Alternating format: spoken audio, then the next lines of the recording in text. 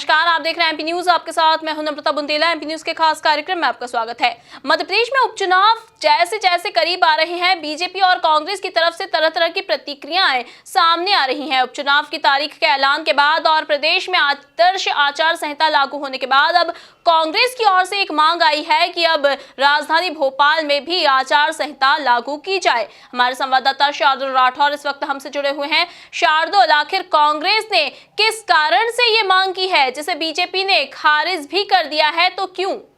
बिल्कुल नम्रता, मैं बताऊंगा कि आपको जो अपने देश में एक नियम है चुनाव आयोग द्वारा जो तय किया जाता है, जिसमें चुनाव की तिथि घोषित होने के बाद उस संबंधित क्षेत्र में आचार संहिता लगाई दी जाती है। आचार संहिता का मतलब ये रहता है कि जो राजनीतिक पार्टियां हैं वो जनता को किसी भी रूप में प्रलोभन ना दे पाए और जो राजनीतिक उनका अधिकार क्षेत्र रहता है उसका दुरुपयोग करते हुए चुनाव को अपने पक्ष में जिताने के लिए जो जनता है उनका मत भ्रमित ना कर पाए। इसको लेकर चुनाव आयोग द्वारा हमेशा जहां पर चुनाव होते हैं वहां पर आचार संहिता लगा दी जाती है और उस पर कड़ी निगरानी चुनाव आयोग द्वारा रखी जाती है। तो ऐसे में चुनाव को निष्पक्ष रूप से कराया जाता है, इसी उद्देश्य को लेकर आचार संहिता का लगाने का काम होता है। लेकिन मध्य प्रदेश में जब उपचुनाव हो रहे हैं तो यहाँ एक अलग ही परिस्थितियाँ पैदा हो रही है, जिसको लेकर कांग्रेस ने आपत्ति दर्ज कराई है। हालांकि कांग्रेस की जो आपत्ति है वो कहीं ना कहीं जायज़ नहीं मानी जा सकती। कांग्रेस द्वारा पिछले दिनों कहा गया है कि भोपाल में भी आचार संहिता लगाई जाए। अब मध्य प्रदेश में जो उपचुनाव होना है वो 28 सीटों पर होना है और 28 सीटों में जितने जिले आते हैं, जो शहर आते हैं, वहाँ पर चुनाव आयोग द्वारा आचार संहिता लगा दी गई है। वहाँ पर जितने भी निर्माण कार्य होना है राजनीतिक पार्टियों द्वारा या हमारी सरकार द्वारा, उन पर फिलहाल रोक लगा दी गई है और जो जितने प्रलोभन वाले सरकार द्वारा घोषणाएं की जाती है, ट्रांसफ़र किए जाते हैं, उन सब पर रोक लगा दी गई है। लेकिन जो कांग्रेस ने मांग की है कि भोपाल जो है सत्ता का केंद्र है मध्य प्रदेश का, वहाँ भी आचार संहिता लगाई जाए, तो इसको लेकर ऐसा कोई नियम नहीं है कि अगर चुनाव आयोजित हो रहे हैं किसी प्रदेश में तो वहाँ की राजधानी में आचार संहिता लगा दी जाए। इसको लेकर जो बीजेपी है उसने चुटकी भी ली है और कांग्रेस का मजाक उड़ाते हुए जवाब दिया है कि ये तो गनीमत रही कि कांग्रेस ने दिल्ली में आचार संहिता लगाने की बात नहीं कही, क्योंकि दिल्ली में भी बीजेपी की सरकार है। ऐसे में वहाँ से कुछ घोषणा होती है तो वो मध्य प्रदेश के चुनाव को प्रभावित करेगी। तो इस मामले को लेकर दोनों ही पार्टियों में एक नया द्वंद्व शुरू हो गया है और ये द्वंद्व देखना होगा कि कहाँ तक जाता है।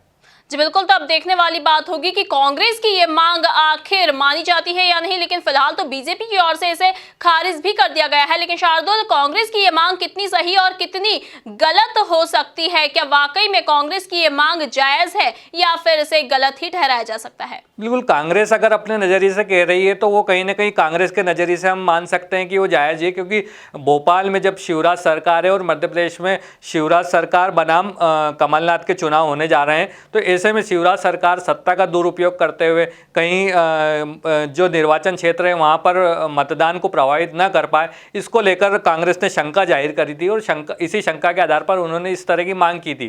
कांग्रेस का इस मामले में यह कहना है कि जो सरकार है वहाँ से जहाँ पर उपचुनाव होना है वहाँ तो आचार संहिता लगा दी गई है, लेकिन भोपाल में बैठे बैठे जो शिवराज सरकार है वो कहीं ना कहीं कुछ तबादले मतदान को प्रभावित करने के लिए ना कर पाए। वहीं दूसरी तरफ कुछ ऐसी घोषणाएं या कुछ ऐसे प्रलोभन जनता के बीच वो लेकर ना जाएं जिससे मतदान प्रभावित हो, इसी को लेकर कांग्रेस ने इसमें अपनी बात रखी थी, लेकिन भाजपा ने इसे पूरी तरीके से खारिज कर दिया है। वहीं अगर बात की जाए निर्वाचन आयोग की, तो निर्वाचन आयोग के नियमावली में भी ऐसा कोई नियम नहीं है जिसके अंदर जहाँ पर मतदान ना हो उस स्थान पर आचार संहिता लगाई जाए।